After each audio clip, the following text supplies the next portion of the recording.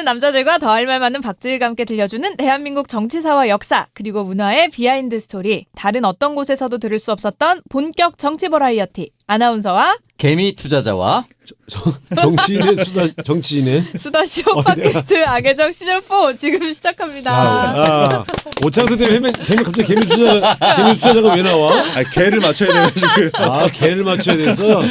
아니 근데 투자를 하긴 해요? 뭐든? 투자를 조금 하고 있습니다. 여자한테만 투자하는 거 아니에요? 그건 늘 하고 있었거든요. 그러나 그건 늘 하한가였고. 개미 투자자가 아니라 개 같은 투자자 이런 거를 해야 되지 않을까 생각이 드는데 네. 우리의 셀럽 또 김대범 님이 너무 바빠지셨어요. 또 네. 연말이고 막 이렇게 되니까 여기저기 일이 많아서 김대범 씨가 다시 돌아오실 때까지 우리 그 개미 투자자 오창석 씨께서 악의정의 빈자리를 메워주시기로 했습니다. 지금 2단계 승격해서 김대범 씨 일 다 또 사라지지 않았을까? 모르겠어요. 근데 갑자기 이게 줄 듯 안 주면 이게 더 나쁜 거거든요. 한 주 반고 얘기했다가 다시 돌아가는 겁니까? 네. 어쩐지 계속 연락이 오더라고.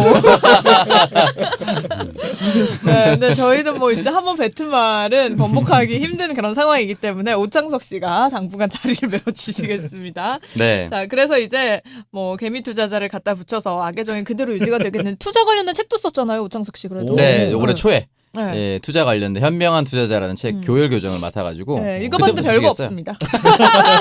조심하라라는 메시지였죠. 270페이지를 조심하라는 말을 풀었습니다. 너무 힘들었습니다. 네, 그래서 여러분들 우리 개미 투자자가 합류한 악의정 많은 사랑 부탁드립니다. 자, 저희 본격적으로 방송 들으시기 전에 구독하기와 좋아요 먼저 눌러주시면 좋을 것 같은데요. 저희가 이제 유튜브하고 팟빵 합쳐서 구독자 10만 프로젝트를 진행을 했는데 지금 유튜브 우상호 TV만 거의 10만에 육박해요. 98,000. 와, 98,000. 그래서 이번 주를 기점으로 우상호 TV가 이제 10만 구독자를 달성을 할 것으로 보이는데요. 자, 이게 다 박지희의 공이다. 써준 대로 아니네. 라고 말하고 싶지만 열린우리당의 당대표 최강욱 의원. 열린우리당이 아니고 열린민주당. 열린민주당 네, 죄송합니다. 열린우리당은 제가 국회의원 배지를 처음 달게 해준 당이고. 네, 저에겐 그 당이 더 의미가 있거든요. 우리 의원님. 그렇죠. 처음 시작을 함께한 열린민주당입니다. 그래서 그때 열린우리당은 그게 우리당, 열린우리당이잖아요. 네.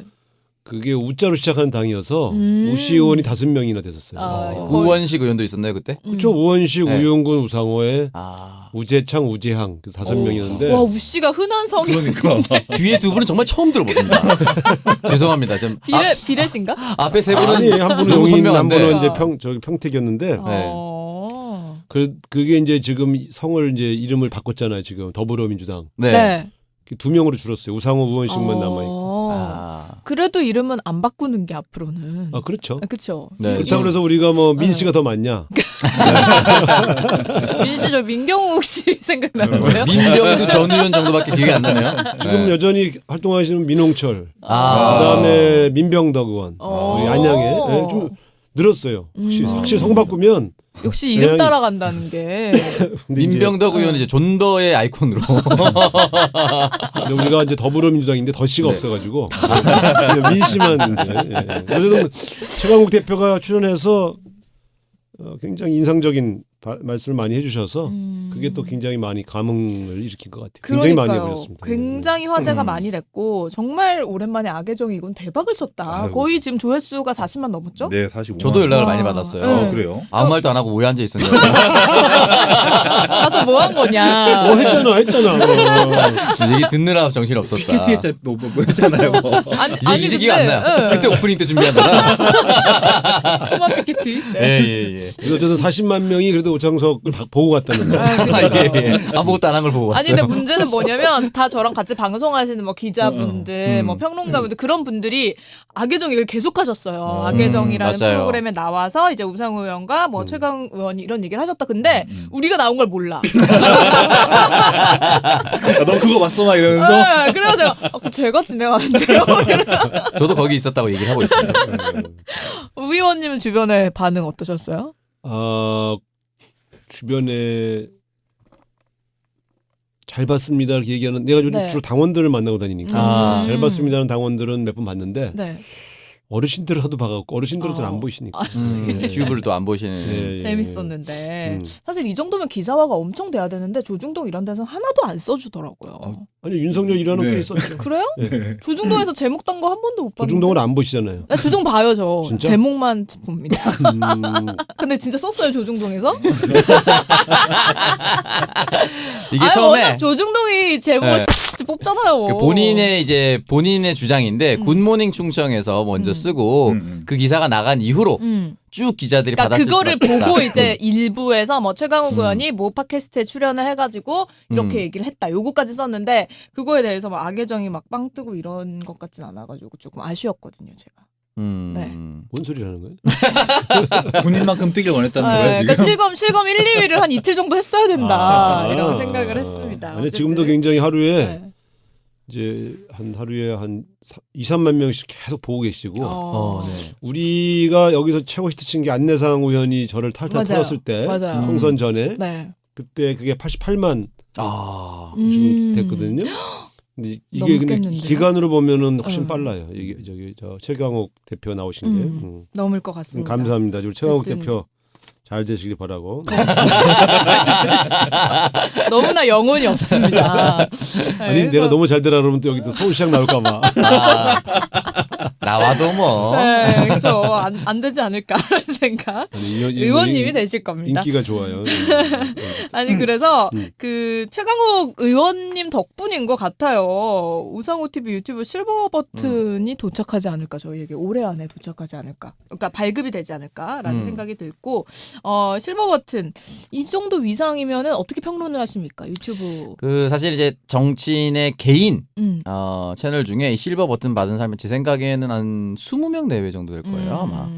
거의 없을 겁니다. 20명이면 많은 거 아닌가? 아니죠. 왜냐면 300명이니까 그 중에 10% 정도잖아요. 어떻게 하면. 그리고 그 채널을 운영하는데 지금처럼 이슈를 뿌리는 채널은 제 생각 10개 내외입니다. 네. 왜냐면 다른 이슈에서 기사화된 적이 별로 없어요. 왜냐면 다 그냥 자기 PR 하거나 그렇게 했었는데 사회적 이슈나 이런 것들을 한인했다는 것 자체가 굉장한 역할을 하고 있는 거죠.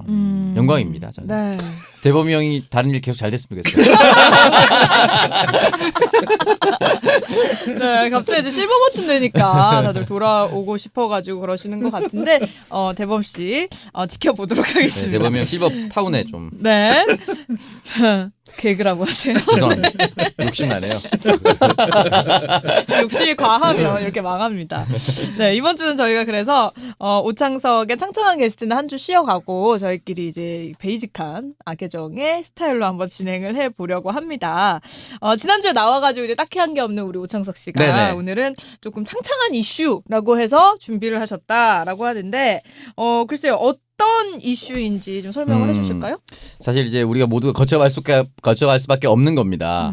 수능이 이제 2주 앞으로 다가왔습니다. 네. 대학 수학 능력 시험 이제 우상호 의원님도 이제 자녀분은 수능 이제 친 자녀도 있고 네. 준비하는 자녀도 내년에 있고 치시죠? 네.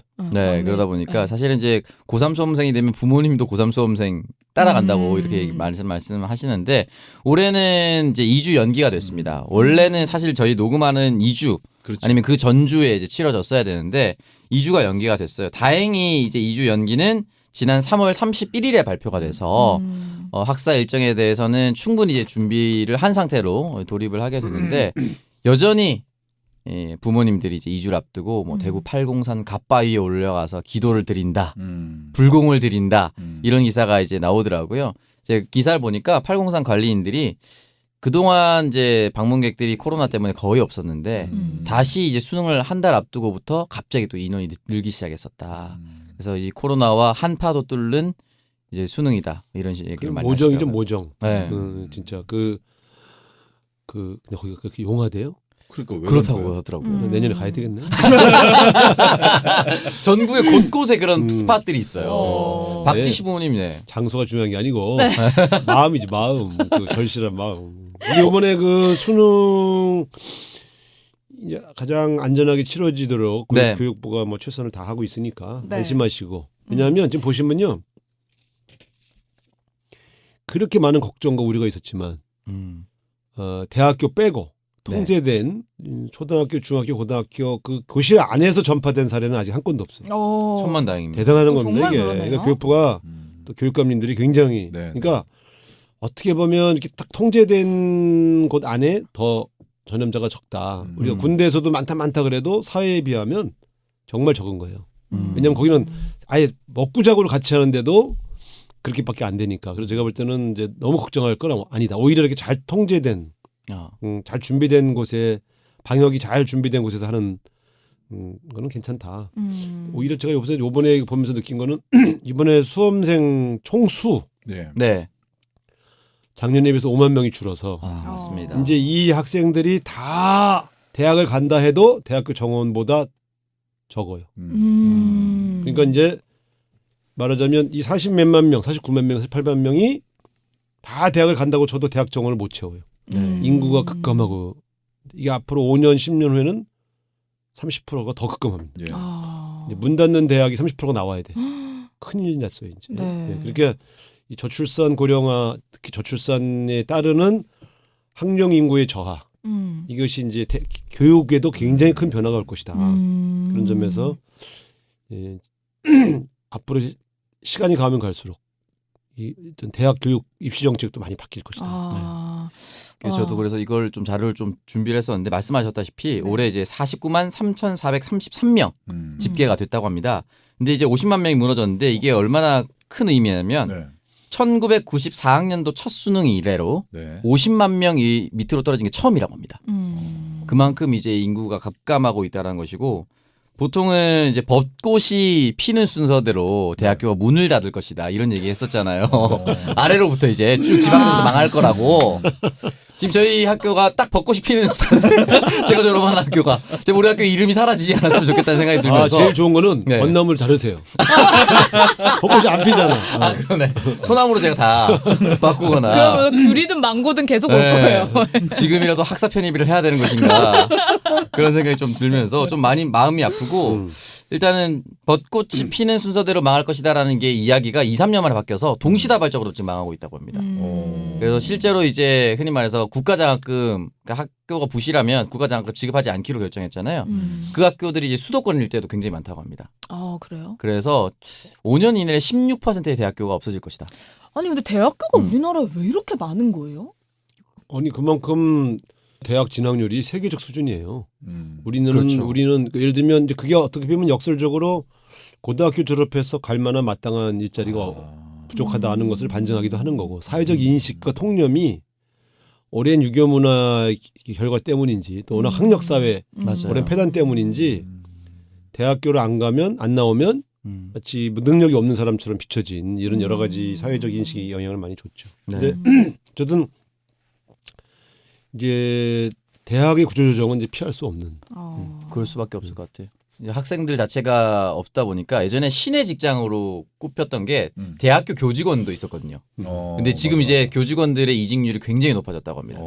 대학교도 구조조정. 근데 오히려 이럴 때는 대학을 구조조정한다고 할 때 대학을 줄이는 것도 방법이지만 네. 제가 볼 때는 이제 대학을 오히려 평생학습센터로 그래서 우리가처럼 대학을 나온 사람도 예. 사실 학교 다닐 때만큼 우리가 열심히 책을 보고 공부하지는 않잖아요. 네. 직장에 진학한 사람도 마찬가지고. 거의 안 그래서 그러죠. 지난번에 유은혜 장관을 만나서 제가 이제 대화를 해보니까 이 평생학습 기능을 더 강화해서 소위 말하면 이제 그 새로운 그 직업교육 예. 겸 네. 새로운 인문 소양 교육 겸 해서 이런 사회인 교육 센터로 점점점 변모시켜야 된다. 그래서 그런 기능으로 전환시키는 그런 과정들을 고민하고 있다고 그러더라고요. 근데 내가 볼 때 되게 좋은 접근인 것 같아요. 어쨌든 올해 수능은 연기된 네 번째 수능이라고 합니다. 수능 역사에 있어서 첫 번째가 이제 에이펙 정상회의가 열렸던 2005년 시기가 겹쳐서 좀 미뤄졌고요. 2010년 에이펙하고 뭔 상관인데 입시를 미뤘어. 정상회담하고 뭔 참 이해가 안 가네. 네, 그리고 2010년에 G20 그때도 일주일 연기. 국제회의하면 경호 때문인가? 아마 그런 것 때문에 국가 인력이 그쪽으로 분산되니까 아마 그렇지 않았을까 하고 제일 컸던 게 2017년입니다. 예. 하루 전 포항 지진 발생 네. 때문에 수능이 연기가 됐었고 이때 오후에 결정이 났어요. 오후에 결정이 나면서 많은 사람들이 멘붕이 왔었는데 시간이 지나서 이제 리얼미터에서 조사를 했는데 83.6%가 연기하길 잘했다. 네, 정부의 판단이 옳았다라고 했었고 실제로 수능 당일 포항에 또 지진이 나서 만약에 시험 쳤더라면 아마 포항 지역에 있는 수험생들은 모두 시험을 제대로 못 치렀을 것이다. 뭐 이런 얘기를 하시더라고요. 아, 그렇습니다. 그래서 네. 뭐 일단은 초유의 12월에 수능을 보는 건 처음인 건가요? 어떻게 되는 건가요? 그런 건 아닌 것 같아요. 네, 일주일씩 연기가 됐었기 준비 안 된 때문에. 거에 대한 질문하지 말고 검색하고 난리 났잖아. 지금. 검색하고 난리 났잖아. 당황스럽게 만들지 마. 전문가로 잠깐 착각을 12월은 해가지고. 처음인 것 같습니다. 다 일주일씩 연기됐으니까 다 11월 말에 쳤던 것으로 추정됩니다. 아니 지금 굉장히 당당하게 대답하다가 그러니까요. 그건 아닌 것 같아요. 네. 이 부분만 영상에서는 제 얼굴을 가리고 있어요. 제가 아닌 것처럼. 그래서 하나만 더 준비를 했어요. 네. 그래서 대학교 그 학자금 대출 금리를 좀 낮춰달라는 학생들의 요구가 맞아요. 있어요. 그래서 실제로 1.85%였는데 0.15 낮춰서 1.7로 낮추기로 했는데 이 제로 금리 시대에 학자금을 좀 제로에 가깝게 만들어주면 좀 좋지 않을까. 왜냐하면 언젠가는 이 대학생 졸업자들이 갚고 사회인이 되는 거잖아요. 그리고 국가가 어느 정도 책임을 지는 부분이 있다라고 했을 경우에 대출 금리를 좀 제로로 만들어주면 좋겠다라는 것을 제가 커뮤니티에서 확인했어요. 그래서 보면은 이게 40만 명, 50만 명 정도 되잖아요. 총 이제 학자금 대출을 받은 사람은 240만 명입니다. 근데 이 중에 그러니까 연체한 사람이 7만 명 정도밖에 되지 않는데요. 그러니까 나머지는 다 성실히 갚는 거예요. 이 7만 명도 어쩔 수 없이 못 갚은 경우가 한 3만 명, 악성이 한 5만 명 정도인데 이 7만 명을 다 한다 하더라도 돈이 뭐 1,000억 정도밖에 안 든대요. 그래서 어차피 다 갚으려고 노력하고 이걸 갚고 나야 다음 인생의 설계가 되기 때문에 좀 국가가 나서서 이거는 제로 금리로 해줬으면 좋겠다. 이런 이야기가 있어서 좀 가져와 봤습니다. 그러니까 돈도 좋은 얘기예요. 돈도 돈이지만 사실 이거의 가장 큰 원인이 이제 뭐 출산율이라든지 결혼율이라든지 이런 게 좀 떨어지고 있다. 이것도 좀 원인이 되지 않을까라는 생각이 드는데 우리보다 이제 더 어려지면 어려질수록 결혼도 더 안 하고 이제 아예 연애조차 하지 않는 사람들도 있다고 하더라고요. 근데 저도 그것 그게 때문에 안 저는 하거든요. 네? 그건 아닌 것 같은데. 근데 이게 우리 사회가 너무 남혐, 여혐을 서로 조장하고 있다. 이런 얘기도 있어서 저는 그것도 어느 정도 좀 영향을 주지 않을까라는 생각이 들어서. 그러니까 참 웃긴 거예요. 이제 우리나라는 그래도 미국에 비하면 조건이 괜찮은 편인데 미국은 학자금 대출 파산이 꽤 많아요. 졸업하면서 파산이야.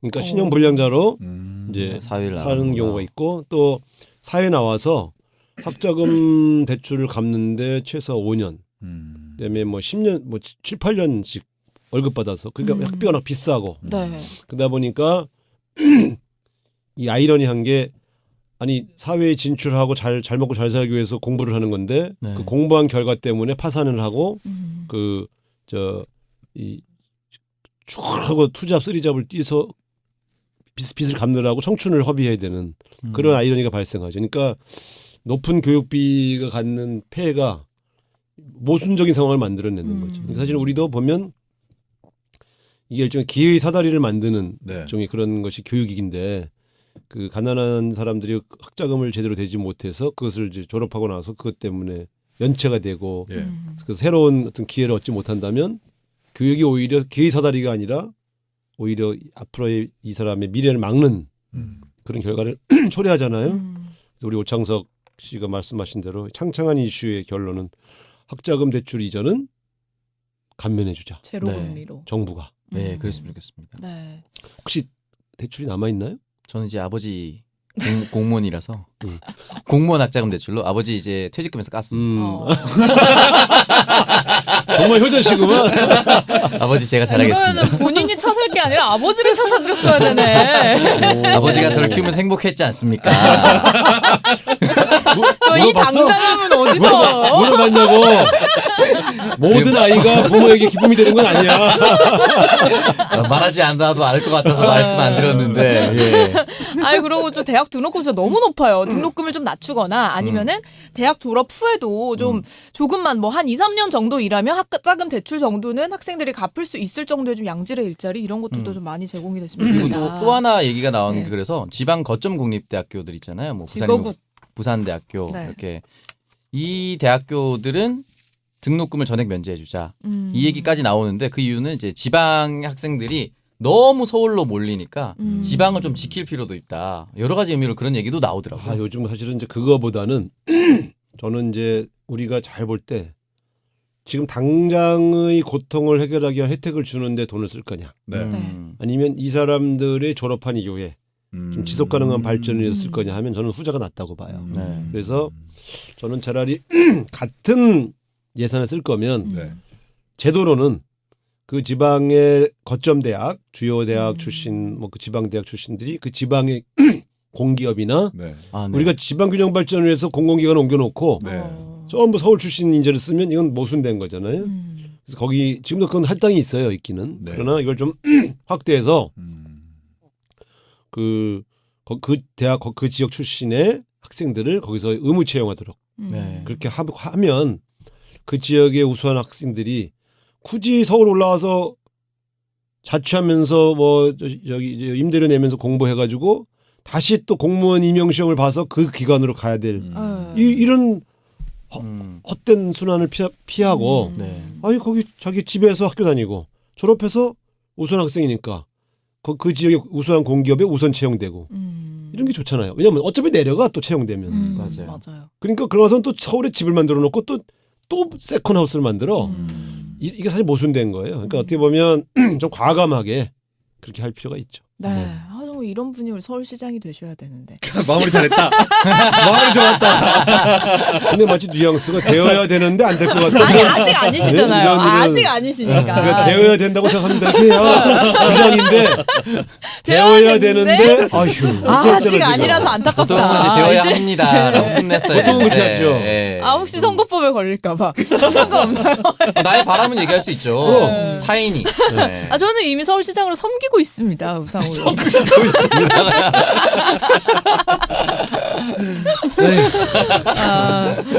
우 시장님 파이팅입니다.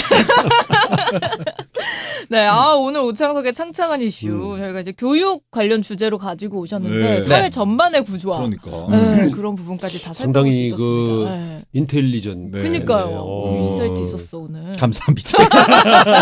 이런 거는 이제 대범이 형은 못하는.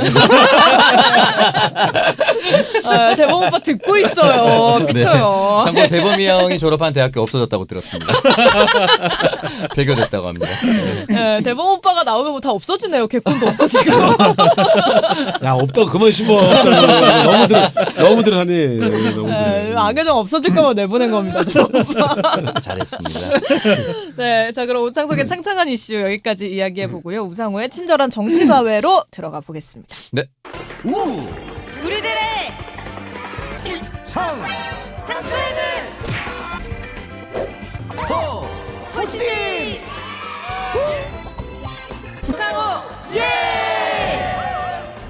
약은 약사에게, 정치는 우상호에게. 네, 오늘은 저희가 굉장히 좀 이 고퀄리티 아유. 수준 높은 주제를 가지고 이야기를 해 보려고 하는데 논객 열전입니다. 이름하여. 노창석 씨 네. 특집이라고 할 수 있죠. 그렇습니다. 네. 우리 또 최고의 제가요? 논객을 네. 저희가 또 함께 새롭게 영입을 했기 때문에 이 이야기를 그냥 넘어갈 수가 없다라고 결론을 내려서 논객 열전 이 시대의 여론은 어떻게 형성이 되는지 어떻게 보면 여론을 만든다라고 볼 수도 있는 거잖아요. 네. 그래서 저희가 이제 우리가 뭐 논객이라고 하면 근데 누구도 할 수 있는 거잖아요. 네, 그렇죠. 그럼에도 불구하고 이제 유명한 사람도 있고 유명 중에 또 악명 높은 사람도 있거든요. 그리고 정말 좋은 영향력을 끼치는 사람도 있는데 이런 분들을 좀 같이 분석을 해보는 시간을 가져보도록 하겠습니다. 네. 네, 일단은 일단 뭐 시사평론가라는 타이틀은 이제 보통 이제 직업이 없는 사람들을 시사평론가라고 얘기를 합니다. 아주 냉정하게 제가 분석을 해봤거든요. 정말 프리랜서라고 정말로. 하시죠. 네, 왜냐면 어. 변호사는 변호사라고 부릅니다. 그렇죠. 네, 교수면 교수라고 부르고요. 국회의원이면 국회의원을 부르고 전 의원이면 전 의원이라 하는데 네. 그런 직업을 하나도 거치지 않은 사람들을 시사평론가라고 합니다. 보통 자기 타이틀 제일 큰 걸 얘기하거든요. 제일 큰 게 없는 거야. 그러면은 시사평론가 최영일, 시사평론가 오창석 이렇게 가는 겁니다. 보통 직업이 없는 사람들 이렇게 시사평론가라고 얘기합니다. 본인은 그럼 시사평론가라는 게 좋아요? 아니면은 작가가 더 좋아요? 전 낙선자. 제 인생의 가장 큰 업적이기 때문에 예 아니면 벽보 붙여본 사람. 미래 대통령 어때요? 안 돼. 지역 주민들이 우리는 그런 미래를 바라지 않는다는 얘기를 하셨기 때문에. 아니 근데 사실 뭐 직업이 없다고는 하지만 네. 이게 조금 인정을 받고 음. 이제 여기저기서 불러준다라고 하면은 순식간에 좀 삶이 굉장히 네. 좋아지잖아요. 본인도 느꼈잖아요. 이게 그 지식 보부상이 되는 거죠. 왔다 갔다 메뚜기를 많이 할수록 네. 돈이 많이 버는 건데 결정적으로는 어쨌든 정치권에 어떻게든 연이 있었어야 되는 것 같아요. 시사평론가가 되려면은 정치과 관련된 이제 석박사를 나오시든지 아니면 한 번이나 출마해봤든지 하다못해 캠프에 들어갔든지 보좌진을 해봤다든지 이런 걸 하셨던 분들이 보통은 시사평론가로 활동하시는 것 같고 가끔은 자신이 만든 단체 소장 예전에 이철희 전 네네네. 의원이 만들었던 두문정치전략연구소 소장 그 연구소 저는 한 몇십 명인 줄 알았는데 2명 계셨던 거예요. 그래서 두 문이에요. 아, 맞아요. 그래서 한 분은 이제 구청장 하시고 그랬는데 어쨌든 그런 식으로 저는 김무성 의원 보좌관이 또 어떤 연구소를 만들어서 소장으로 하면서 또 이제 시사평론을 하시는 걸 또 알고 있어요. 그래서 보통 이제 그런 분들 어떻게든 정치권에 언저리에 있었거나 정치에 참여했었던 분들이 시사평론을 하시는 걸로 저는 분석을 했습니다. 그렇죠. 그래서 시사평론가들 보면은 정말 무슨 질문을 하든 어떻게든 답이 술술술술 나오는 게 전 너무 신기하다고 생각을 하는데 윤석열 총장 같은 경우에는 왜 감찰을 안 받으려고 한다고 생각하세요? 윤석열 총장이요? 찔리는 게 있으니까 안 받으려고 하는 거죠. 내가 깜짝 놀랐어. 윤석열 총장은 시사평론가라고 뭔 상관인가 싶었어. 그러니까 이런 식으로 질문을 평론가를 하면은 테스트한 거죠. 네, 그렇죠. 테스트를 하고 너무 당황했어요. 방송을 이렇게 많이 하는데. 네, 이제- 오창석 평론가 별로인 걸로. 네. 근데 아이- 보통 시사평론가라는 그 표현이 등장한 거는 이제 종편에서 종편과 보도 전문 채널에서 네. 낮 시간에 계속 이제 그 뉴스를 이렇게 돌리면 지루하니까 네. 이제 각 진영을 대표하는 논객들을 불러서 말싸움 시키는 거예요. 말하자면. 네. 그럼 이제 그 사람들이 보거든. 점심 시간에, 오후 시간에. 그러니까 그래서 시사평론가라는 이름을 준 거예요. 왜냐하면 이 양반에게 뭐 어느 정당 대표 보좌관 네. 이렇게 해놓으면 권위가 안 생기고 무슨 앞제비들처럼 보이잖아요. 그러니까 시사평론가라는 이름을 준 거예요. 근데 그게 사실은 그 이전에는 시사평론가라는 직업이 없었어요. 왜냐하면 그 이전에는 항상 무슨 정치 외교학 교수, 네. 네. 적어도 정치를 전공한 교수가 나와야 돼. 근데 그 사람이 예를 들면 김대중 대통령 사람이거나 김영삼 대통령 사람이거나 뭐 김정필 대통령 사람이거나 알고 불러요. 그러면 같은 정치 전공한 교수 2명을 앉혀놔. 그럼 이 양반들이 절대로 자기가 특정 정치인을 지지하지 않는 것처럼 그것이 마치 부족한 것처럼 얘기해 가면서 막 이렇게 말싸움을 하는 거예요. 근데 네. 훨씬 더 이 양반들은 노골적으로 싸우는 게 아니라 은유와 비유와 무슨 학설을 가지고 막 그렇게 하면서 이렇게 논쟁을 하는. 그러니까 논쟁은 논쟁인데 저 사람들이 왜 논쟁하는지를 알 수 없게 만드는 식으로. 아니면 아예 이제 논객 그러면 차라리 전직 의원 중에 네. 박찬종 네. 뭐 이런 분들을 이제 등장시키는 거야. 어느 쪽을 등장시키느냐에 따라서 이제 그 말하자면 그럼 이제 양쪽의 대표 논객 그럼 다 단골로 나가는 거는 각 당 대변인이에요. 그건 무조건 그러니까 무조건 대변인 토론을 시켜. 대변인 홍보위원장 아니면 그 당의 전략기획위원장 정도가 아니면 토론 프로그램을 안 돌렸어요. 저도 정치적 공방을 할 때는 네. 요즘은 이제 그게 너무 매체도 많아지고 시사 프로그램이 많아지면서 그냥 막 갖다가 이제 이렇게 끌어놓는 경향이 있는데 무엇이 더 낫다고 할 수 없습니다. 이제 드디어 1인 미디어까지 네. 오면서 네. 그러니까 예전에는 TV 채널이 몇 개 없고 시사 프로그램이 아예 없을 때는 전부 신문에 네. 소위 말하면 자기 주장을 기고해서 사설같이. 그걸로 논쟁을 하는 거예요. 네. 그건 사람들이 많이 봤어. 오피니언 리더난이 굉장히 그 화제가 됐었죠. 근데 그것이 이제 TV 시대가 토론이 오면서부터는 각 당의 직책을 가진 사람들이 주로 나오다가 지금 이제 종편과 채널이 많아지고 이렇게 되면서는 이제 시사평론가라는 직업들이 네. 다양한 직업군들이 생겼고 드디어 이제 유튜브 시대가 되니까 자기가 직접 채널을 이제 네. 해가지고 그렇죠. 이제는 논쟁이 아니라 일방적 주장을 쏟아붓는 것을 선호해서 비교하지 않고 매니아들이 특정 채널에 들어가서 그 채널 얘기만 듣도록 만드는 식으로 변천이 온 거죠. 이러다 보니 점점점 농객의 주장이 일방적이고 독선적이고 굉장히 격렬해지기 시작했다는 네. 거죠. 제가 이 얘기를 왜 했냐? 최근 진중권 교수의 네. 변화가 맞아요. 이 매체와 그다음에 이 어떤 평론을 하는 주장을 하는 매체 및 방식의 변화와 연결돼 있다고 보는 거예요. 아. 네. 만약 진중권 교수가 지금도 옛날 같은 어디 프로그램에서 예. 생각을 달리하는 사람과 계속 토론을 하고 있잖아요. 네. 그러면 이렇게 저주의 언어를 쏟아붓기가 어렵지. 예. 이 양반 이번에 읽었잖아요. 유시민, 네. 문수령과 함께 세상 갈라치는 앞잡이. 이거는 우리가 진영을 달리하는 예를 들면 심지어 과거에 조원진, 네. 뭐 이현주 네. 그 악담들을 쏟아붓는 보수의 논객들도 절대 하지 않는 말입니다. 어떻게 유시민 어떤 인격체인데 유시민이라는 네, 사람이 하는 그렇죠. 인격체인데 문수령이라는 표현도 거칠지만 네. 앞잡이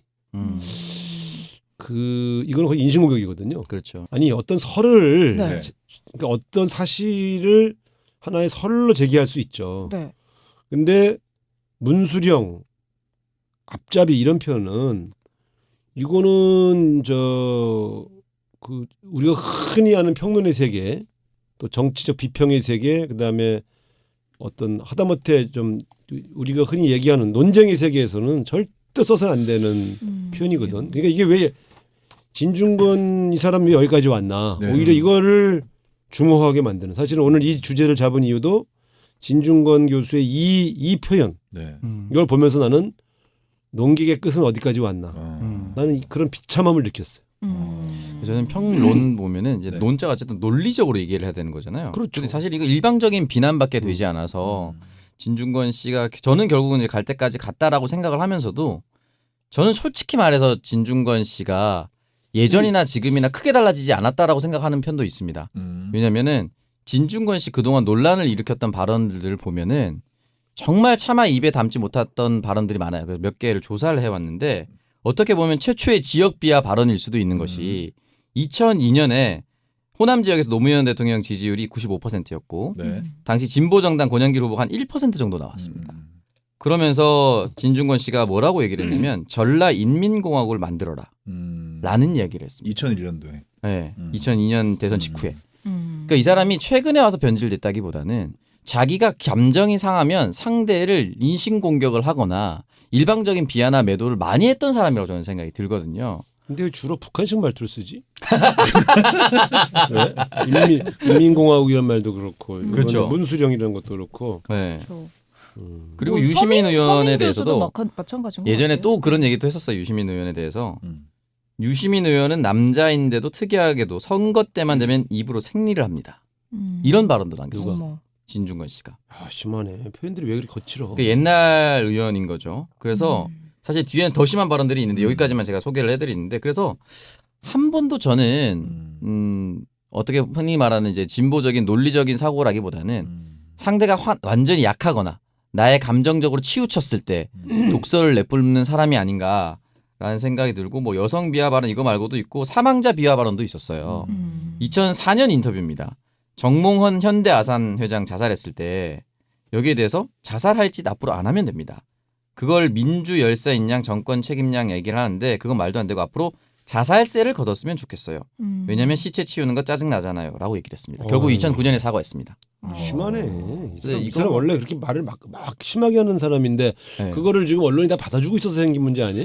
그렇죠. 그러니까 저는 그렇게 생각을 하는 게 이분이 이렇게 세게 말을 하면 할수록 뭐 조중동이라는 보수 언론들이 이제 본인들이 원하는 이야기를 어떻게 보면 해준다라고 생각을 하는지는 모르겠지만 그걸 굉장히 기사화를 시켜 서민 교수도 마찬가지고 그렇기 때문에 뭔가 이 사람들이 이렇게 하니까 내가 좀 더 유명해지는 것 같고 나를 더 많은 사람들이 알아주는 것 같다라고 해서 점점 이 수위가 높아지는 게 아닌가 이걸 어떻게 보면 서로 이용을 하는 아니 게 그러니까 아닌가요? 이것도 웃긴 거예요. 예를 네. 들어 진보 진영에 있는 사람이 이제 보수 진영에 있는 사람을 공격을 하다가 이제 실수를 하면 이제 그 막말 네. 네. 프레임을 걸잖아요. 네.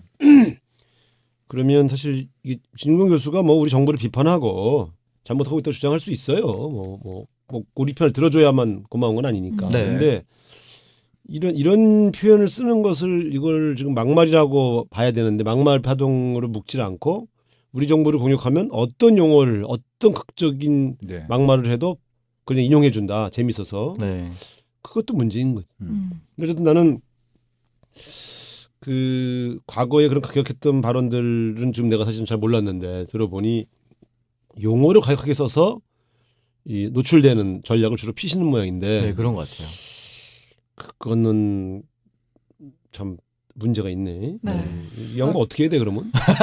아니 서민 교수하고 이 진중권 씨하고 좀 어떻게 보수 그 언론에서 너무 받아주는 게 문제인 게 뭐냐면은 서민 교수 같은 경우에 예전에 추미애 장관 때 근연이라는 단어를 그대로 페이스북에 썼는데 그거를 그냥 보수 언론들이 가져다 쓰더라고요. 그 X로 변형을 하긴 했지만 그러면서 그 부분에 대해서 전혀 문제를 제기를 하지 않습니다.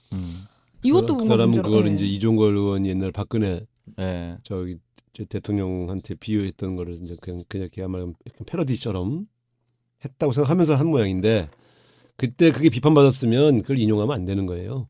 그게 잘못했다고 생각하면. 네. 네. 그러니까 이게 갈수록 이 페이스북 정치, 예. 그다음에 유튜브 정치가 건강한 토론을 통한 농객의 탄생을 막고 네. 일방적 주장을 쏟아붓는 음. 그러한 어떤 그런 문화가 생기게 만드는 원천이 되고 있다. 네. 이런 점에 대해서 참 개탄합니다. 근데, 네. 근데 이런 분의 영향을 이렇게 많이 받는 사람이 늘어나고 있다는 것도 문제죠. 극단적으로 내가 싫어하는 말을 듣고 싶어하는 사람들이 여기에 더 기울이는 것 같아요. 저는 개인적으로 이제 진중권 씨에 대해서 계속해서 비판을 하고 있는데 어떤 비판을 하려면 평론가나 사회적 인플루언서의 역할은 설득이라고 생각을 하거든요. 그렇죠. 그러니까 이게 왜 잘못된지에 대해서 논리적으로 설명해서 설득하는 과정인데 이거는 용어를 과격하게 써서 감정을 계속해서 자극하기 때문에 저는 논리적이지도 않고 또 진중권 씨가 계속 인용되는 이유가 원래 진보에 있었던 사람인데 진보에 있던 사람도 현재 진보 정권을 공격한다. 요 프레임 때문에 계속해서 이용하는 맞아. 건데 저는 진보 진영에 있는 사람이라면 아까 전에 제가 언급했었던 그런 잘못된 막말들은 인권에 기반했으면 이런 표현을 쓰면 안 된다고 생각합니다. 진보의 가장 중요한 가치가 인권이라고 생각하는데 인권을 깡그리 무시하는 발언들이나 비유가 너무나도 난무하고 있다. 이제 그럴 때 진중권 교수는 이렇게 얘기하죠. 오창석, 너는 북한 인권에 대해서는 왜 한마디 말도 안 하고 나에게 인권을 감히 들먹거리느냐. 너는 네. 수령론자냐? 이제 이렇게 되는 거겠지. 수령론자입니다. 국보법으로 잡혀가나요? 어쨌든 그래서 좀 참혹해요. 이 사람들 계속 따옴표 저널리즘이라고 하잖아요. 이 사람 말만 계속 인용하는 거. 네. 이제 우리가 이런 게 있어요. 사람이 나도 사실은 어떻게 보면 이제 이 오랫동안 보수 진영의 상대방의 어떤 논객으로 TV 토론 프로그램도 많이 나가고 예. 대변인을 오래 하니까 내가 어떤 저쪽과 차별화되는 지적할 땐 지적하고 비판할 땐 비판하는 차별화 전략을 많이 폈던 사람이잖아요. 근데 이게 있어요. 우리 진보 논객 중에도 네. 상대방을 비판을 하면서 점점 비판의 수위를 높여간다거나 그러면서 거기서 희열을 느끼는 그 반응들을 보고 희열을 느끼는 사람들이 있어. 아, 네. 근데 이게 자꾸 그쪽으로 발달되면 자꾸 그쪽으로 더 발전되는 것 같아. 이 나도 이렇게 해보면 내가 어떤 비판의 용어를 썼고 비유를 썼는데 그게 쫙 빵 터지잖아요. 예. 그러면 그 다음에 또 비슷한 걸 터뜨리려고 나도 이렇게 머릿속에서 단어를 이렇게 쫙 돌리고 있는 나를 발견할 때가 있어. 대변인 시절에. 그러니까 그게 그렇게 되는 거야. 그럼 상대방은 열받잖아요. 네. 또 그거를 누를 수 있는 더 센 말을 막 구상하고 있는 거지. 그러니까 그게 좀 재치 있는 경쟁이 되면 좋은데 이제 점점 저주의 언어가 점점 이렇게 사양되는 별로 바람직하지는 않는 건데 네. 이러면 누가 우리 지지층 중 일부가 그러더라고. 아유 그런 순한 말 좀 하지 마시고 좀 시원하게 싸워보세요. 또. 네. 근데 그게 중도 외연 확장 전략을 필 때는 바람직하지 않습니다. 진짜 우리 안 좋은 지지층을 격동시키는 데는 도움이 되는데 근데 선거는 사실은 외연 확장을 해야 이기거든요. 그런 측면에서 본다면 이런 논객들 중에 일부 일종의 선동에 가까운 이런 사람들을 논객이라고 할 수 있느냐 하는 것도 한번 말씀하셨듯이 뭐 얘기했다가 뭔가 상대의 이제 잘못된 지점을 정리하면은 반대편에서 너네는 안 그랬냐 이렇게 나오는 순간 네. 중간에 계신 분들은 정치 혐오로 흐르더라고요. 아 이놈이나 저놈 똑같구나 하면서 투표를 안 하려고 하거나 정치 자체에 대한 불신을 키워가기 때문에 그런 행태는 좀 좋지 않고 말씀하셨듯이 저는 재치 있는 비유 예전에 노회찬 전 의원이 네. 왜 연대하냐 야권 연대 그 당시에는 이제 민주당 야권이었으니까 외계인 쳐들어오면 한국과 일본이 연대해야 된다 이 정도 비유 정도까지는 재치의 영역일 수 있지 않을까라는 생각이 드는 거죠. 그렇습니다. 근데 이제 사실 뭐 그렇게 뭐 엄청나게 센 표현을 쓰는 것 자체가 안 좋다는 거는 다들 알기는 하지만 그걸로 인해서 돈을 버는 사람들도 너무나 많고 또 거기에 열광하는 사람들도 많잖아요. 그래서 이제 가장 심하게 유튜브 같은 경우에는 본인이 하고 싶은 말 그냥 막 다 해도 딱히 그렇게 제지를 받지 않고 뭐 노란 딱지라는 게 있다고는 하지만 그 코인이 들어오는 걸로 슈퍼챗으로 노란 딱지를 커버하더라고요. 그러니까 가장 대표적인 가로세로 연구소라는 곳인데 그러면은 사실 이제는 일반적 전통적인 미디어보다는 유튜브라든지 이런 쪽으로 정보를 얻는 게 많아지기 때문에 이거를 뭔가 정책 차원에서도 좀 수용자들에게 좀 걸러서 들을 수 있게 좀 뭔가 방안을 마련해 줘야 되지 않을까. 가세현 어떤 점 좀 비판하고 싶으세요? 가세현 같은 경우에는 그냥 뭐 이번에 또 보셨나요? 쯔양에 대해서 김대중 대통령하고 막 비교를 하면서 뭐 은퇴를 한다고 했다가 안 했다라고 하면서 쯔양 얼굴에다 김대중 대통령 얼굴 합성을 했어요. 너무 그러니까 그렇게 충격적이었어요. 고인을 뭔가 능욕하고 이런 부분에 대해서 근데 그거를 처음 봤을 때는 사람들이 뭐야 뭐 이렇게까지 해라고 하다가 그거를 계속 보면은 거기에 길들여지는 거야. 그러니까 그런 미디어만 계속 소비를 하게 되는 거예요. 그런 것 자체가 우리 사회도 굉장히 안 좋은 영향을 미치지 않을까라는 생각이 들어요. 이게 지금 제가 고소당할까 박지 씨한테 질문 넘겼는데 사실 저도 이제 그 얘기를 하려고 왔었거든요. 이제 먹방 유튜버 찌양이라는 분이 있는데 이제 뒷광고 논란 때문에 은퇴한다고 했다가 이제 복귀를 했어요. 근데 복귀를 했는데 제목을 먹방 찌되중 은퇴 번복. 그러니까 이거는 이렇게 찌양의 했대요. 명예도 훼손한 거고 김대중 대통령의 네. 명예도 훼손을 한 거예요. 그러면서 이제 자기네들끼리 이제 낄낄대면서 이야기를 하는 거죠. 이거는 사실 그 누구에게도 공익적인 게 없습니다. 찌양에 대해서 뭐 정밀하게 분석한 것도 아니고 뒷광고 논란도 정밀하게 분석한 것도 아니고 그리고 심지어 저는 공중파의 수많은 먹거리 프로그램들도 일부 뒷광고가 있거나 그 해당 식당의 홍보비를 받는 걸로 알고 있는데 그거는 전혀 건드리지 않고 유튜브만 건드는 것도 저는 좀 비겁하다고 생각이 들거든요. 근데 이런 여러 가지 이야기를 하지 않고 딱 그 사람에 대해서 자극적으로 클릭을 유도하는 이런 컨텐츠들은 굉장히 좀 지양이 돼야 된다. 그러면은 지금 이제 우리가 흔히 보면 진중권은 개인이고 네. 가로세로 연구소는 이제 연구소 팀이죠. 뭐. 팀이잖아요. 팀. 네. 근데 누가 봐도 뭐 진중권 교수야 뭐 돈 때문에 그러는 건 아닌 것 같고 어쨌든 자기의 정치적 영향력을 계속해서 행사해서 자기의 언술이 이렇게 그 전체 대중에게 영향을 주도록 하기 위한 목적인 것 같은데 네. 가로세로 연구소는 철저히 영리 목적이라고 봐야 되는 거 아니에요? 그렇죠. 완전히 돈벌이죠. 그렇죠. 돈벌이를 목적으로 그런 짓을 한다면 더 크게 처벌을 해야 되는 거 근데 아닌가요? 그 뭐 우리가 법률 검토도 여러 번 해봤는데 네. 아직은 법률이 생기지가 않은 거죠. 네, 그러니까 그걸 이제 표현의 자유 영역에 있기 때문에 명백한 명예훼손 발언은 또 피해가요. 이 법률적 검토를 다 하고 시작해 이 사람들이 보니까. 강용석 변호사가 변호사가 있어서 있죠. 아무래도 또 그런 거를 그래서 실제로 고발을 하면 벌금까지 나오는데 네. 들어보니까 벌금에 비해서 얻어지는 수익이 너무 많대. 네, 맞아요. 예. 박지 씨도 한번 당했잖아요. 아 그래요? 네, 국민 뭐 XX라고 해가지고. 진짜? 네. 내가 복수를 해줘야 되겠네. 근데 근데 아셔 진짜? 뭐요? 이런 말은 그냥 농담인데 나한테 덤볐던 정치 세력이나 정치인들이 한 번은 몰락해요. 한 번은 몰락해. 아니, 나 때문이 아니라 네. 나한테 한 방 맞는 경우도 있지만 네. 대체로는 오래간 세력이나 개인이 오크나이트설. 어쨌든 대한민국에서 제일 센 사람이 전두환. 네. 네. 예. 이 어쨌든 그러네요. 제가 연대 네. 총학생회장 할 때 네. 어쨌든 이제 그 뭐 유월항쟁으로 몰락했고 그다음 센 게 또 박근혜 대통령이 셌는데 네. 어쨌든 탄핵할 때 제가 또 이렇게 그러네요. 해서 예. 어떻게 뭐가 그러네 사실 끝까지 이게 복수한다. 이런 데 비판적으로 다 얘기를 해야 끝까지 되는데 복수합니다. 합리적으로 만들어주거나 네. 비판적으로 들어가거나 해야 되는데 왜냐면 그러네요. 그렇게 됐으면 좋겠거든요. 저도 그때 굉장히 가슴 네. 아파했었던. 예, 해본 네. 소리인데 그냥 또 저는 그런 거 바로 저는 주워 먹습니다. 가로세로 연구소 저 조심하라고 네. 경고를 드리고 네. 그 이제 욕할 수 있는 사람들이 그 다음에 또 문제가 되는 데가 어디예요? 그 다음에 문제가 가로세로 되는 게 뭐, 연구소도 네. 있고요. 거기까지? 보수 유튜버들이 좀 많은데. 나머지는 뭐 그냥 개인들 짜잘한 개인들이죠. 네. 네, 짜잘한 개인들인데 슈퍼챗을 가로세로 연구소만큼 많이 받았던 채널이 하나 있어요. GAGGTV인데 거기는 폐쇄가 한 번 됐어요.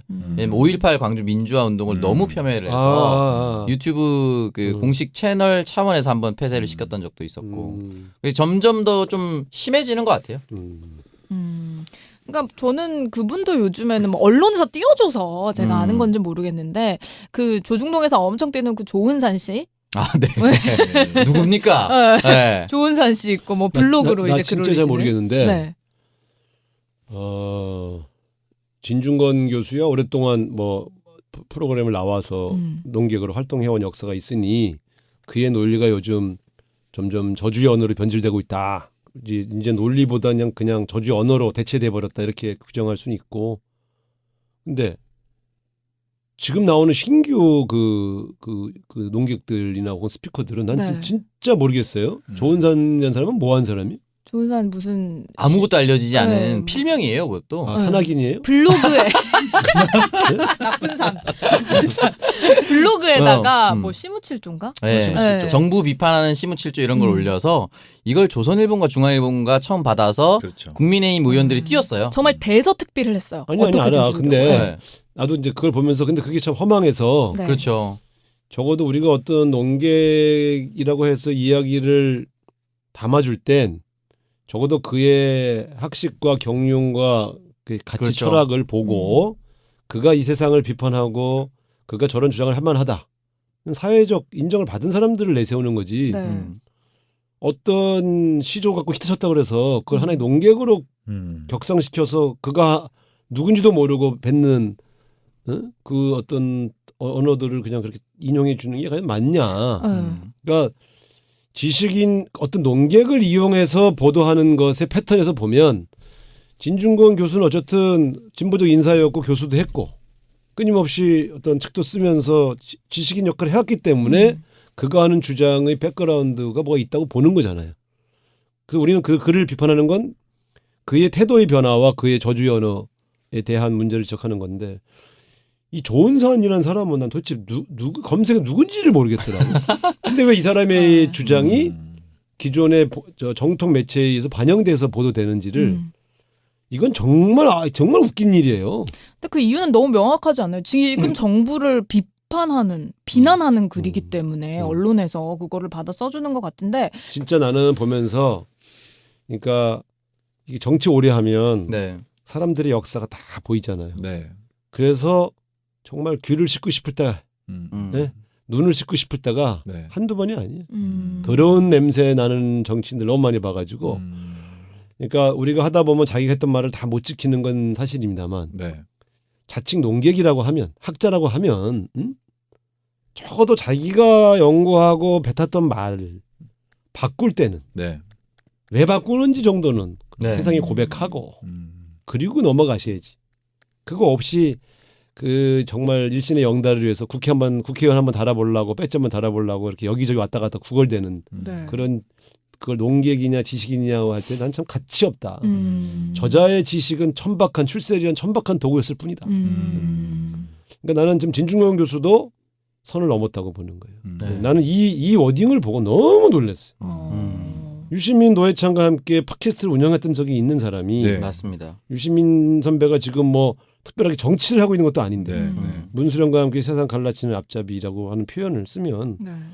그러면 진중권은 세상을 갈라치는 앞잡이 같은 일을 하고 있는 거잖아요. 사실은 갈라치는 얘기는 제일 많이 하면서 자기 얼굴에 침 뱉기지. 진중권 교수에게 이제 그만하셔라. 친문 지지층한테 받은 문자 폭탄이 열도 받고 네. 자기와 함께했던 사람들이 조금씩 변질된 것처럼 보이는 권력의 맛에 취해가는 것처럼 보이는 것에서 오는 어떤 그 실망감도 나 있을 수 있다고 봐요. 그러나 이렇게까지 저주의 언어를 퍼부을 정도는 아니다. 응? 그리고 이런 용어들이 그들에게 무슨 도움이 되면 대한민국의 변화에 어떤 도움이 된다고 생각하시는지 나는 아주 진짜 진지하게 물어보고 싶어. 나 이분하고도 이분이 참여했던 토론 네. 프로그램 참여해서 네. 대화됐던 사람 아닙니까? 네. 이 정도의 언어를 쓰는 사람은 아니었어요. 음. 저는 그래서 좀 조언을 하고 싶어. 네. 네.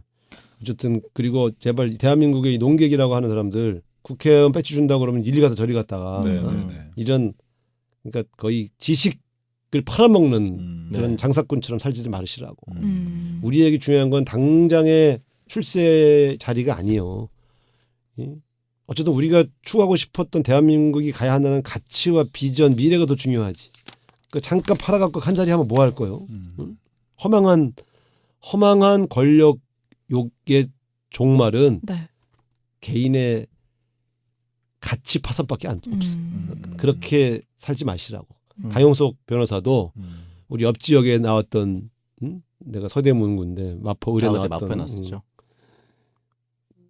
이 정도까지 사람은 아니야. 어. 처음 출마했을 때. 어. 근데 지금은 너무 망가졌어. 그게 음. 이 돈과 인기에 영합해서 예, 자신을 너무 철저하게 팔아먹고 살고 있어. 그게 과연 행복할까? 수준이 너무 많이 떨어졌고 진중권 씨가 만약에 이번 정권이나 진보에 실망을 할 수 있고 비판할 수도 있다고 보는데 그렇다면 그동안 자신이 비판해 왔었던 진영의 편에 서는 모습을 안 보여야 되거든요. 근데 안철수 국민의당 당사에 가서 강연하고 국민의힘 의원들 앞에서 또 강연하고 근데 사실은 그 두 당이 민주당보다 나쁜 정당인가라고 했을 때는 너무 선명하게도 국민들이 판단을 내려주고 있어요. 정당의 지지율이라든지 이런 것들을 봤을 때. 근데 여기가 싫다고 저기로 가서 얘기를 한다는 것 자체는 너무 부끄러운 행태다. 네, 근데 어쨌든 뭐 보면은 본인이 한마디 했을 때 뭔가 이쪽 이런 말을 했을 때는 별로 사람들이 반응이 없고 언론이 띄워주지도 않는데 내가 이런 말을 했을 때 좀 띄워주고 사람들이 알아봐 주더라라고 얘기를 하면은 본인이 느끼면은 거기에 취하는 그쪽으로 거죠. 예, 계속 갈 수밖에 없는 게 마약처럼. 아닌가. 예, 그러니까 뽕이라고 하죠, 소위. 이 대목에서 네, 두 분에게 물어보고 네. 싶어요. 네. 이동형은 어떤 농객입니까? 밥벌이를 어. 또 이렇게 생각하지 말고 네. 두 분에게 상당히 객관적으로. 영향력을 행사하시는 분인데 네. 냉정하게 얘기하자면 이동영이란 사람은 개인적으로 자신의 소신과 철학이 되게 뚜렷합니다. 그래서 그 뚜렷함으로 인해서 저 정도까지 세게 말할 필요가 있을까라는 우려와 비판적 시각을 늘 존재하게끔 만드는 사람이에요. 근데 제가 몇 년간 지켜봤을 때 그래도 이 사람이 그래도 진보 농객 중에 굉장히 소중한 자원이라고 생각하는 것 하나는 그래도 민주당의 대선 후보가 결정이 되면 민주당의 어떤 특정 지역의 후보가 결정되면 우리 민주당의 승리를 위해서 민주당 후보를 뽑아야 된다고 얘기할 수 있는 사람입니다. 예를 들어서 대선 후보와 A 후보, B 후보가 민주당 내에서 예비 경선을 붙었을 때 본인이 B 후보가 더 마음에 들 수도 있잖아요. 근데 A 후보가 됐을 때 어떤 사람들은 내가 B 지지자였기 때문에 돌아서거나 신경을 안 쓰거나 그런 경우도 있어요. 근데 이동영이라는 사람은 그래도 B를 지지하다가도 B가 떨어지면 A를 뽑아야 한다고 계속해서 열심히 얘기하는 사람이에요. 그러면 두 번째 질문. 네. 대한민국의 농객 중에 네. 이동형을 제일 존경합니까? 한 750등 정도 되겠죠. 뭐야 한참 칭찬해놓고 박지 아나운서 네, 이 말인 건데 뭐 글쎄요 제일 그냥 존경하는 농객은 제일 존경하는 농객이요? 우상호. 그렇지. 정말 아니 저는 정말 처신을 참 잘한다. 네. 아니 어떤 상대가 나오든 상대가 나경원이든 우상호 빼고 뭐, 우상호 에? 빼고 우상호 빼고 저는 없습니다. 이거의 가치가 없는 거예요. 얘기할 가치가.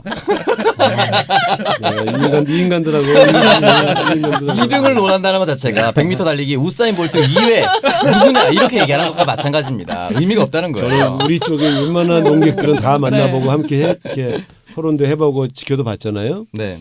저는 돌아가셨지만 노회찬 선배를 제일 존경합니다. 네. 이 사람은 인품도 훌륭하지만 자신의 논리를 어떤 언어로 담을지 대단히 대중친화적이면서 기발해. 그러니까 그 항상 대중이 쓰고 있는 삶의 언어로 정말 중요한 진보의 가치를 전달해 주잖아요. 여러분 고기 오래 먹으면 타서 눌어붙지 않습니까? 불판을 바꿔야지. 불판 안 바꾸고 고기만 바꿉니까? 이렇게 할 때 나는 깜짝 놀랐어. 저 얘기는 70대 할아버지도 알아들을 수 있는 말. 네? 그러니까 야 기존의 보수 정치 가라앉자는 말을 지식인의 언어로 안 쓰고 서민의 언어로 쓰는. 깜짝 놀랐어. 네. 야, 어쨌든 나는 옆에서 내가 원내대표할 때 저쪽도 원내대표였지만 대한민국 정치에서 가장 격렬한 언어를 쓰지 않으면서 가장 진보적 언어를 구사한 분이고 가장 용감하게 권력과 자본의 비리를 온몸으로 싸웠던 사람. 이분은 그래서 의원직을 상실했잖아요. 네. 삼성 떡검 네. 네. 재벌과 검찰의 결탁을 고발하다가 의원직을 상실했잖아요. 네.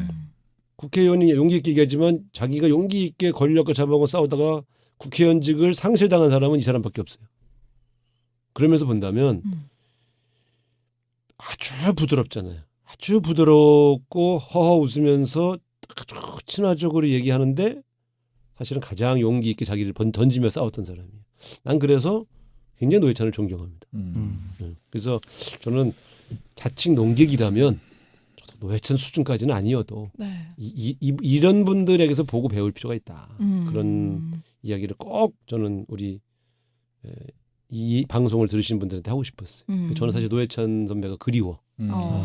지금 살아계셨다면 민주당에 대해서 따끔한 비판하고 정의당에 대해서도 새로운 비전을 제시하고 이렇게 가지 않았을까. 정의당의 모습을 보면 조금 안타까운 그런 부분이 많은데 그 자리는 뭐 이제 우상호 의원님이 채워주시지 않을까. 마무리를. 네. 저는 항상 기승전 우상호 감독 아니, 있다가 정말 이제 저는 정의당의 잘못된 걸 우상호 의원이 채운다는 거는 무슨 소리야, 그 도대체. 해당 행위입니다. 아니 그게 아니라 이 따끔하게 일침을 가하는 거. 그래서 저는 그 뉴스공장에서 우상호 의원님, 홍문표 네. 의원님하고 또 얘기를 하실 때 정말 너무 속 시원한 이 우르가즘을 느낍니다. 정말 가지가지. 이 동반하는 것이 과연 도움이 되는 것인가? 네, 저는 가장 훌륭한 농객과 함께하는 무슨 말을 우리 할 수가 악의정. 없네. 고급지다 고급져. 의원님이 서울시장이 되시면 이 TBS 출연이 굉장히 어려워집니다. 아 실제로 그 1년에 정해져 있어요. 할 수가 없죠. 네. 낙선을 한 2번 하면 그것도 낙선 3선도 쳐주는데. 왜냐면 이거 그 선거에 나간 횟수로 지금 그럼 한 두 번 100% 더 낙선할 수 나가죠. 있는 뭐 경북 네. 7곡 이런 데 제가 한번 경북 의성군에 제가 본 적이거든요. 알겠습니다. 아 오늘 이렇게 또 농객 관련돼서 이야기들을 근데 나는 이제 많이 좀 해봤는데 이런 건들 마지막으로 네. 20, 30대 농객의 등장을 고대한다. 지금 우리나라에서 불리는 농객들은 다 사실은 다 50대 이상이에요. 그러니까 어떻게 보면 이 처지와 입장의 차이에 따라서 자꾸 변화하고 또 뭐 이렇게 변절하고 왔다 갔다 하지만 어떻게 보면 좀 새로운 시대 정신을 담아서 참신하게 새로운 시사 비평의 시대를 열 저는 20, 30대의 어떤 등장 네. 이것도 좀 나는 고대를 해요. 그러니까 이렇게 되면 어차피 자꾸 경력, 학력 예. 이걸 따지면 20, 30대 논평가는 못 나오죠. 네. 근데 오히려 그러면 그런 분들을 우리가 이런 방송에서 한번 키워주고 네. 그래서 박지희 아나운서를 새로운 농객으로 우리가 한번 그러니까 여성 인권을 네. 얘기하는. 저는 뭐 우 시장님 있는 곳이라면 어디든 불러와 주신다. 내가 마무리 좋았어. 무슨 말을 하겠냐. 네, 그래서 저희 뭐 앞으로 세 명이서 이렇게 쭉 가는 걸로. 네. 사실 궁합이 좀 잘 맞는 것 같아요. 그렇지 않나요? 저 없다고 진짜. 대범이 오면 또 대범이 오빠 그리웠어요. 또 이러면서. 대범이 오빠의 빈자리가 전혀 느껴지지 않는 그런 방송이 아니었나라는 생각이 듭니다. 예, 저도 안 느껴지더라고요. 네, 저희 악의정 여러분 매주 여러분들 찾아가는 것으로 해서 여러분들께 올려드리고 있는데요. 오창석 씨께서 또 합류해 주셔서 더 앞으로 이제 풍성해질 것 같은 그런 생각이 듭니다. 우리 열심히 구독자 하겠습니다. 여러분 응원 많이 부탁드리고요. 감사하고요. 우상호 TV 저희 실버 버튼은 이제 뭐 올해 안에 결정이 날 것 같습니다. 그래도 홍보 더 많이 해주시고 또 팟빵에서 악의정 검색해서 구독도 많이 부탁드리겠습니다. 자, 그럼 오늘 저희 여기서 마무리하고요. 다음 주에 또 재밌고 즐거운 주제로 다시 찾아오도록 하겠습니다. 함께해 주신 여러분 고맙습니다. 고맙습니다.